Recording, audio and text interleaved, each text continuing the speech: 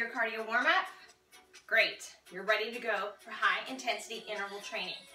Okay, so hopefully your heart rates are still up. In fact, I'd suggest that you just keep moving while I'm talking, and I'm gonna keep moving as well. You wouldn't wanna go into this workout necessarily from a resting heart rate. You're not gonna get the most out of it, right? And you could risk injury too.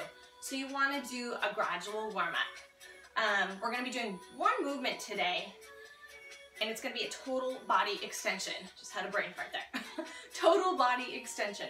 So I'm gonna preview the movement, but I actually want you, actually you can just go ahead and keep doing this side to side motion if you want to.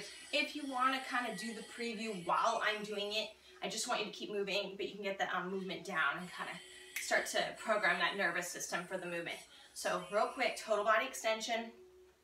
I'll turn this way. So feet stay parallel. You're gonna sit back on your heels with your chest up. So I'm gonna turn to the side.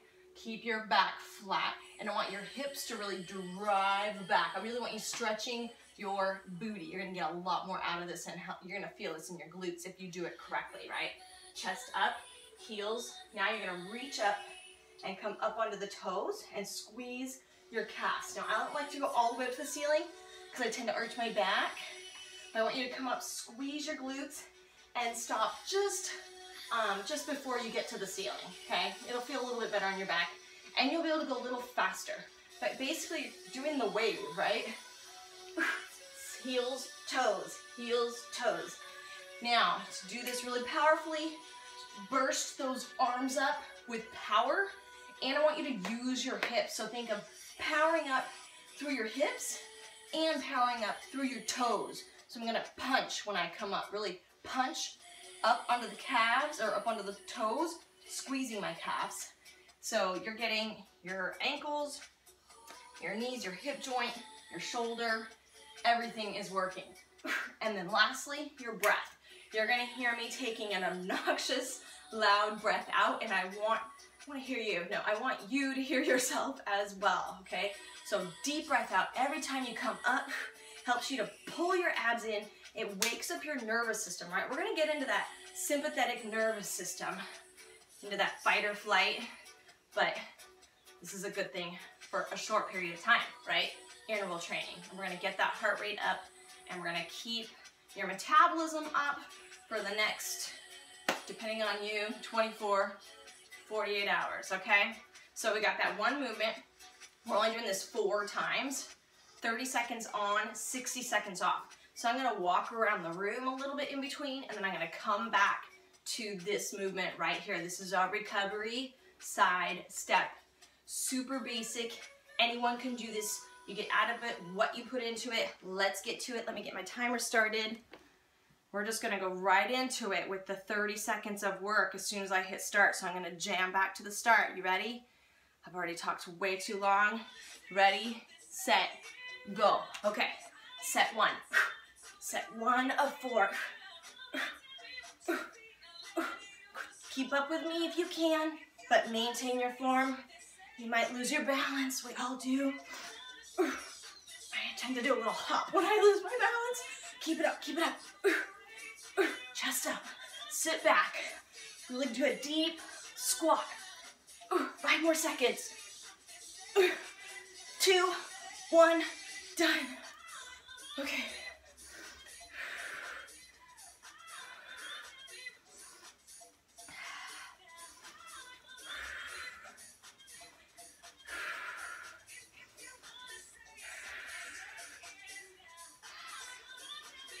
It's hard for me to talk right after that. I can get my heart rate up really high, really fast.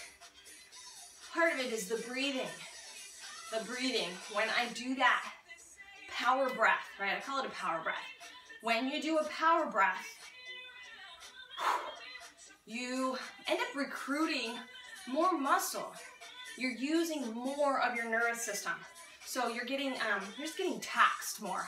That's a good thing. You want that. You don't have to do as much work when you know how to push yourself. Okay, round 2 in 5, 4, 3, 2, 1. Here we go, 30 seconds, and then we rest for a minute.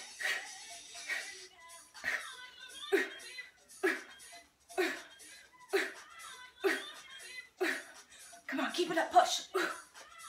Heels, toes, 15 seconds. 10 seconds. Come on. Work those legs, go. 5, 4, 3, 2, 1. Relax.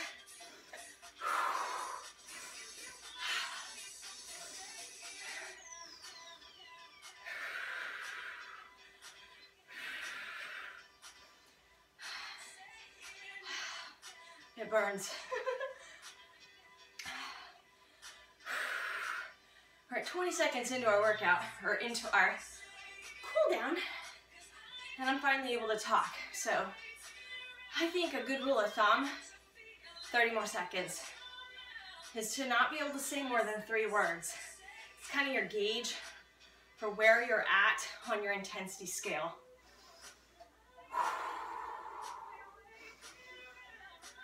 15 seconds to round 3. 10. Are you ready? Deep breath in, deep breath out. In 3, 2, 1. Let's do it. Quick and dirty. Go.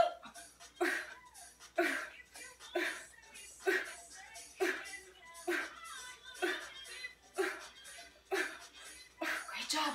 15 seconds, come on. I'm sure you're doing awesome. You're here. Go. 10 seconds. 5, 4, 3, 2, 1. Oh Lord. Gotta get my hair out of my mouth.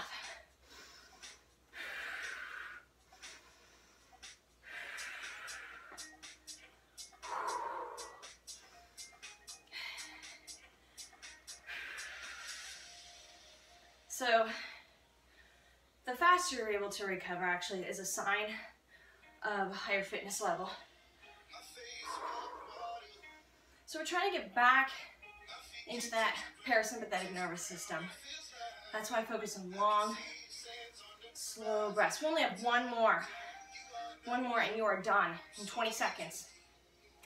If you are more advanced, you could do this whole set again, but I suggest starting out here, 10 more seconds. And trying to get results with this 3 times a week. In 5, 4, 3, 2, 1, let's go. Last 30 seconds.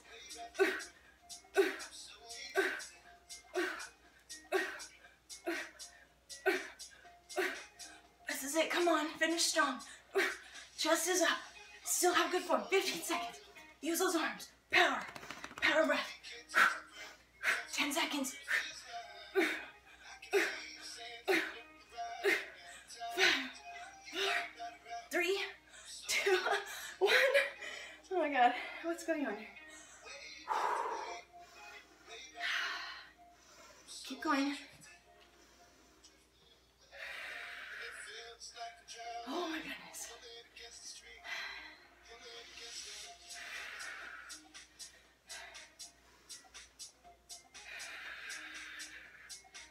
So, do not doubt the benefits of this workout. So this is high intensity interval training. It is more effective in studies, just doing what we just did, more effective for fat loss than 30 minutes of steady state cardio. And it only took us 5 minutes. We're only coming up on 6 minutes because we need to cool down. My suggestion, if you have the time, would be to go for an easy walk. Just a low intensity, nice easy walk if you can. Just helps you to get back in your parasympathetic nervous system, but also we just drove fatty acids, right? Our body was trying to turn over energy super duper fast. So you just drove a bunch of fatty acids into your bloodstream, and you want to go ahead and use those up for energy. So I wouldn't just want to go and eat right away. So you'd want to do some breathing, do some foam rolling, light stretching at a minimum, or foam rolling. Foam rolling would be great for the hips, the ITB on the quads and your upper back, or go for even a 5-minute walk, whatever you can do. So I hope that you'll incorporate this 2 to 3 times a week. You can do this first thing in the morning if you have the energy and that feels good to you. I'd probably let yourself wake up a little bit. If you have coffee or tea, do some breathing, and definitely do that warm up. You want to make sure that your spine and your joints are warmed up and you've got that fluid going through them.